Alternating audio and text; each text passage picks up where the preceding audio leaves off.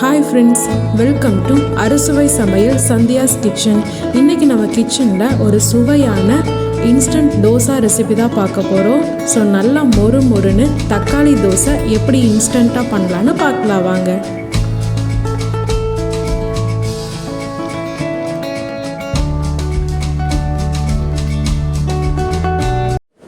So தக்காளி தோசை செய்கிறதுக்கு first ஒரு மிக்ஸி ஜார் எடுத்துக்கலாம். அதில் 2 பெரிய தக்காளியை கட் பண்ணி ஆட் பண்ணிக்கலாம். மீடியம் சைஸாக இருந்தால் 3 தக்காளி ஆட் பண்ணிக்கோங்க. கூடவே 4 பல் பூண்டு ஆட் பண்ணிக்கலாம். ஒரு 6-7 சின்ன வெங்காயம் ஆட் பண்ணி ஃபஸ்ட்டு இதை நல்லா கிரைண்ட் பண்ணி எடுத்துக்கலாம். ஸோ நெக்ஸ்ட்டு பார்த்தோம்னா 1 டேபிள் ஸ்பூன் மிளகாய்த்தூள் ஆட் பண்ணிக்கலாம். நீங்கள் காரத்துக்கு ஏற்ற மாதிரி இன்னும் கொஞ்சம் கூட ஆட் பண்ணிக்கலாம்.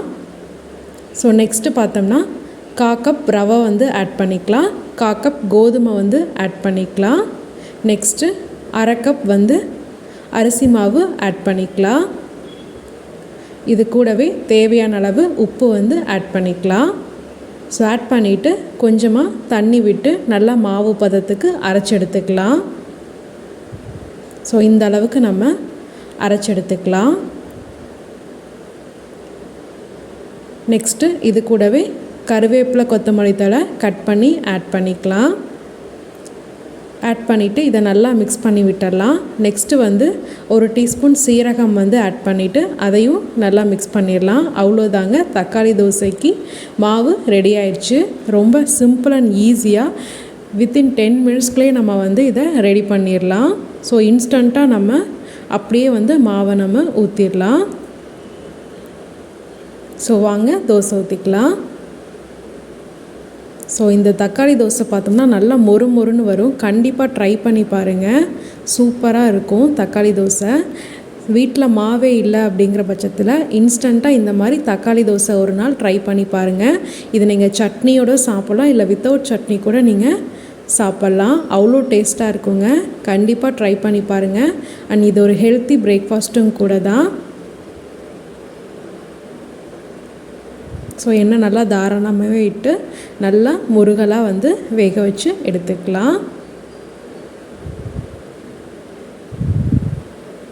ஸோ 2 பக்கம் திருப்பி போட்டு நல்லா நம்ம வேக வச்சுக்கலாம்.